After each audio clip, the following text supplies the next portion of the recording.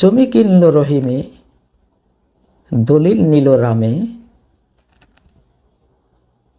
দখল নিতে রহিম বংশ খুন করে রামে। আধিপত্যবাদী কোনো শক্তি যদি কোনো দেশে গোপনে প্রকাশ্যে তার আগ্রাসন থাকে, তার অনুপ্রবেশ থাকে, তার নিয়ন্ত্রণ থাকে, সেই কারণে ওই দেশে চলবে খুন জখম, রক্তগঙ্গা বইতেই থাকবে। জীবনেও কখনো কোনো কালেও ওই জাতি শান্তি পাবে না যদি আধিপত্যবাদের কোনো কালো হাত সেখানে সক্রিয় থাকে। অতএব বাংলাদেশের আলেম সমাজ, সর্বস্তরের জনগণ, বাংলাদেশের এই পরিস্থিতির পেছনে কি আছে, তাহলে কি থাকতে পারে? আল কোরআন তো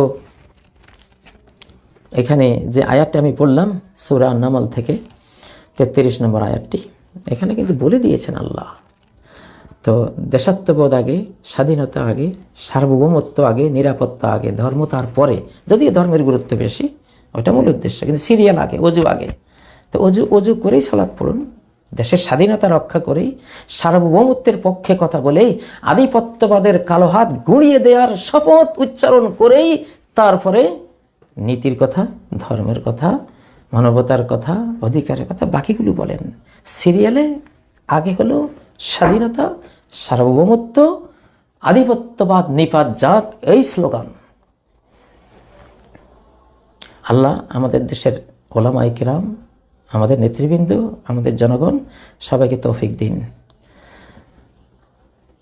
আল্লাহ যাতে এই সত্যটা আমরা সবাই বুঝি। রক্ত কেন ঝরে? এই কারণেই ঝরে। কারা ঝরায়? এরাই তো ঝরায়। ইন্নাল মুলুক, আধিপত্যবাদীরাই ঝরায়। যে দেশ তারা দখল করবে সেই দেশের একটা শক্তিশালী নাগরিক এ তো হয়ে উঠছে, তার পিছনে লক্ষ কোটি জনগণের সমর্থন আছে। এই তো আমার জন্য হুমকি, আমি তো আমার আধিপত্য ধরে রাখতে পারবো না, এর কারণে ওকে মারো, ওকে শেষ করো। কোনো আধিপত্যবাদী যদি কোনো দেশে সে আগ্রাসন করার ভূমিকায় থাকে, আগ্রাসী ভূমিকায় থাকে, সে ওই দেশের আইন কানুন, নিয়ম নীতি, কৃষ্টি কালচার, ধর্মীয় রীতি, সামাজিক রীতি, তাদের মান মর্যাদার যত কিছু আছে সব ভুলুণ্ঠিত করে নিজেরটা সে ওখানে চালু করবে। দেশ তো দেশের মতো থাকবে, বিল্ডিংয়ের মতো থাকবে, কিন্তু থাকবে না সেখানে তাদের কোনো অধিকার, তাদের নিজস্ব কোনো স্বেচ্ছাচালিত কোনো সংস্কৃতি, স্বেচ্ছাকৃত কোনো লোকপ্রথা, কোনো আইন বিধান, এগুলো চলবে না। ওর হুকুমই চলতে হবে, তার হুকুমই এখানে হুকুম। আর দ্বিতীয় একটা কি কাজ করবে? ওয়াজআলু আইজ্জাতা আহলিহা আযিল্লাহ, আর ওই জনপদের যারা সম্মানিত মানুষ তাদেরকে অপমানিত করে দেবে, অপদস্থ করবে। এটা আইনগতভাবে সাধারণত হয়। একটা সম্মানিত মানুষকে হ্যান্ডকাফ করিয়ে দিল, অ্যারেস্ট করে ফেলল, তাকে সে যে অপরাধ করেনি মিথ্যা মামলা দিয়ে, মিথ্যা অভিযোগ দিয়ে তাকে কলঙ্কিত করে, অপদস্থ করে তাকে জেলখানায় ভরে দেবে, দেশান্তর করে দেবে।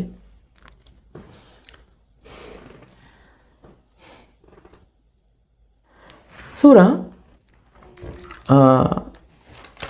আল মাইদায় আল্লাহ তাআলা এগুলোকেও ফাসাদ হিসেবে উল্লেখ করেছেন।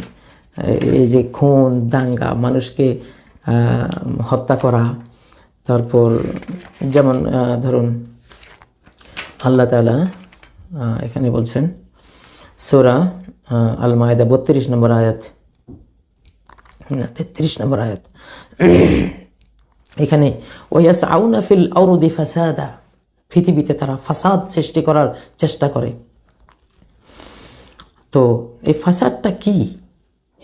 এই ফাসাদটা ডাকাতি করে, কাউকে খুন করা, কারো মাল লুণ্ঠন করা, এবং যে কোনোভাবে সমাজের মধ্যে খুন জখম লুণ্ঠনের মতো মহা অপরাধ সংগঠিত করা, এটা ফাসাদ।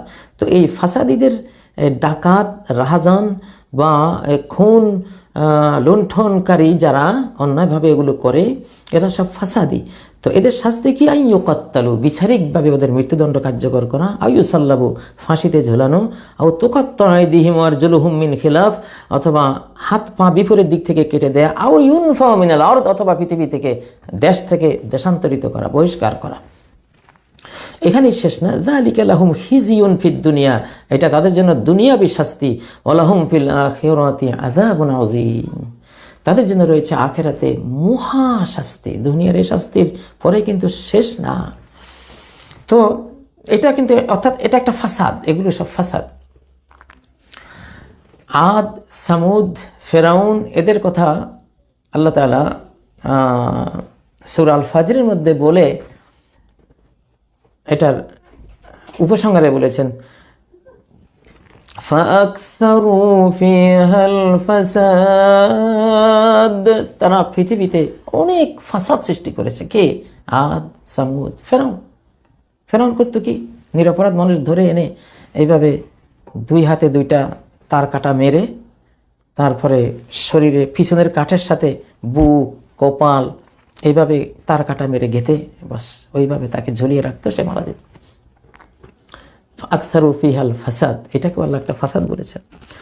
তাহলে ইন্নাল মুলুকা ইযা দাখালু ক্বরয়া, তারা যখন আগ্রাসন চালায় কোনো জনপদে, কারিয়া শব্দটি গ্রাম, শহর, দেশ সবগুলোকে বোঝায়, জনপদ।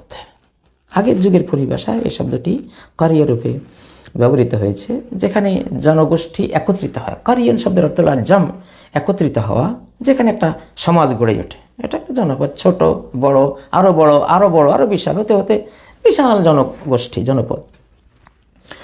তো কোনো রাজা বাদশারা, সাম্রাজ্য বিস্তারকারীরা বা আধিপত্য বিস্তার যারা করবে, এরা যদি কোনো জনপদে ঢুকে দুটো কাজ করবে।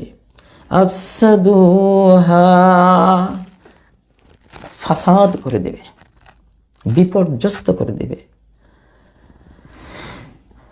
ওই তাদের প্রথম কাজ হবে ভৌত কাঠামো, অর্থাৎ আগের যে নিয়মে, যেই সংবিধানে, যে আইনে, যেই চেতনায় চলছিল, ওই চেতনাকে তারা ধূলিসাৎ করে দেবে, ওই চেতনায় রাখবে না।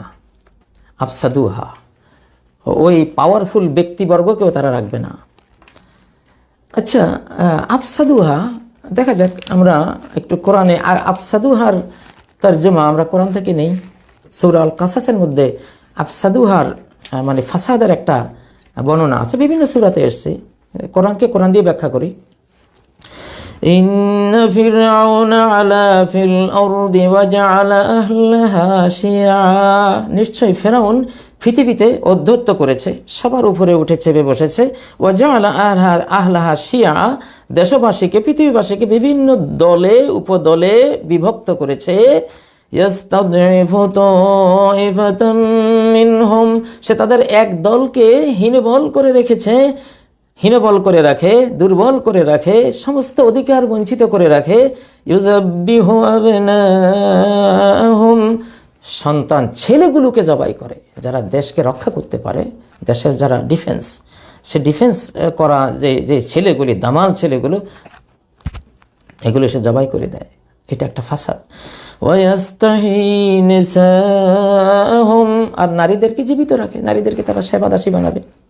নারীরা তো আর যোদ্ধা হবে না, যুদ্ধ করবে না, ডিফেন্স করতে পারবে না। এই যে নারীরা জীবিত থাকুক, ছেলেগুলোকে সব জবাই করে দেবে। এই কথা বলে এই যে একটা দেশ রক্ষাকারী বা সচেতন সন্তানগুলো, ছেলেগুলোকে জবাই করা, তো এটা উল্লেখ করার পর আল্লাহ বলছেন, ইন্নাহু কানা মিনাল মুফসিদিন, নিশ্চয়ই সে ছিল ফাসাদ সৃষ্টিকারীদের অন্তর্ভুক্ত একজন। এই যে ফাসাদ, মানুষ খুন করা, বিজয়ীরা সবসময় বিজিত দেশে, ওই দেশের শক্তিমত্তা বা রাষ্ট্র কাঠামোর পরিচালক, প্রশাসক, ক্ষমতাধর যারা ছিল, এদেরকে তারা জবাই করবে। এটা ফাসাদ। তারপর বিভিন্ন গ্রুপিং সৃষ্টি করে শাসন করার চেষ্টা করবে, এটা ফাসাদ।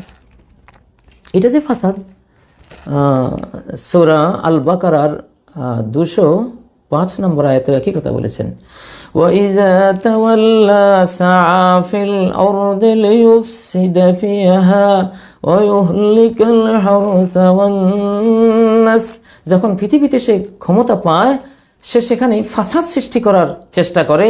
ফাসাদটা কি? ওয়ায়ুহলিকাল হারস ওয়ান নাসল, সে ধ্বংস করে দেয় আল হারস, সেই জনপদের যে জীবন উপকরণ, ক্ষেত, ফসল, ফল, এগুলোর উপর একটা আক্রমণ করে, ধ্বংসযজ্ঞ চালায়। ওয়ান নাসল, আর বংশ নষ্ট করে। বংশের মধ্যে যারা সেরকম প্রতিবাদী, ডিফেন্স করার মতো ক্ষমতা রাখে, এই জাতীয় যারা, জনসংখ্যা বাড়তে দেব না, বিভিন্ন ধরনের এখানে ধ্বংসযজ্ঞ চালায়, এটাকে আল্লাহ ফাসাদ বলছেন। এটা ফাসাদ।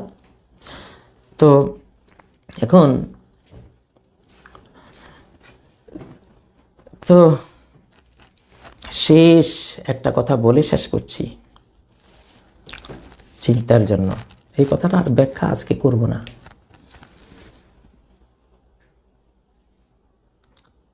সেই কথাটা দুটা লাইন। বাংলাদেশের 71 থেকে 2023 পর্যন্ত বাংলাদেশের যত খুন, যত গুম, যত প্রাণ সংহার, এগুলির মূল কারণটা আল কোরআনের আলোকে দুইটা লাইন। জমি কিনল রহিমে, দলিল নিল রামে,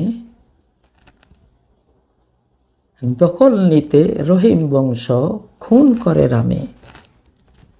আবার বলি, দলিল নিল রহিমে, জমিন কিনল রহিমে, দলিল নিল রামে, দখল নিতে রহিম বংশ খুন করে রামে। 1971 পরবর্তী থেকে 2023 পর্যন্ত সকল খুন একই সূত্রে গাঁথা। দেশের জন্য যারা জীবন দিয়েছে, এই জন্য দিয়েছে। রাজনৈতিক খুনগুলো এটার সাথে জড়িত। এখন আমি যে দুটো কথা বললাম, এই দুটো কথার ব্যাখ্যা আগামী লাইভে দেব ইনশাআল্লাহ। আল্লাহ তৌফিক দেন। সুবহানাকাল্লাহুম্মা ওয়া বিহামদিক, আশহাদু আল্লা ইলাহা ইল্লা আনতা, আস্তাগফিরুকা ওয়া আতুবু ইলাইক। আসসালামু আলাইকুম ওয়া রাহমাতুল্লাহি ওয়া বারাকাতুহু।